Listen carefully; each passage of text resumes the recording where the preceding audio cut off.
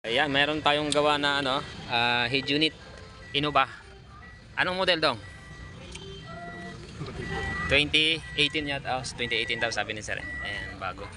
Plug and play lang siya, wala siyang splicing. Ayan. So naka-set up na siya. Then meron siyang kasamang dashcam. Ayan, USB type na dashcam. Ito. Ayan, sa windshield siya nilalagay dito. Ito yung mga ano niya, cables, dalawang USB.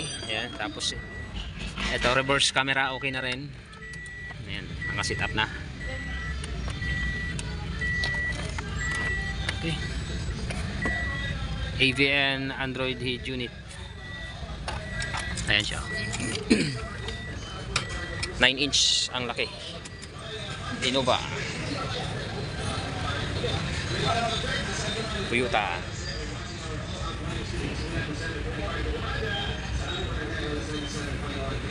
Ayan siya. Loading.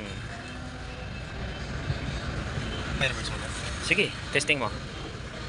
Ayan, yung kanyang reverse camera. Ayan o, linaw. Napakalinaw. Ayan. Okay. So ito siya. Then set up natin yung steering wheel. Tapos hang up. Okay. Okay na. Ayan, steering wheel niya gumagana. Ayan yung mode niya. Yun. Ayan o. Okay. Sarap. Sarap ng ulam. So ayan. So working siya. Radyo natin.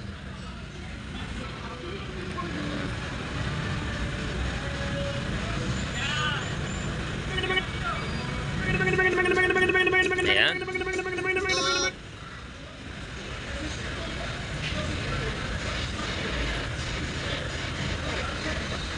Masaya ang buhay, masarap ang buhay. Okay. Boss Max 3. Okay na. So ayan, tapos na. Text na lang. Okay. Ayan, so ayan, okay na.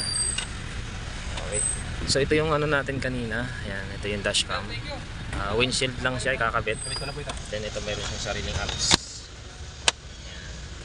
Open mo lang yan. Ayan. So ito, dito natin ilalagay para hindi maano kasi may sticker na. Sige. Yan lang siya, USB type.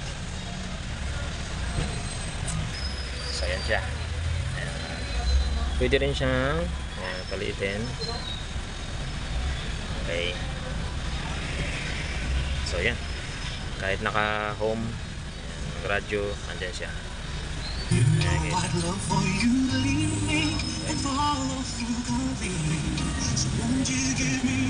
Okay. Bluetooth. Ayan. Okay. Then ito yung kanyang specs system about car.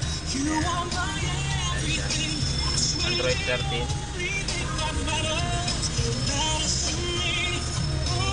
Ito GB32.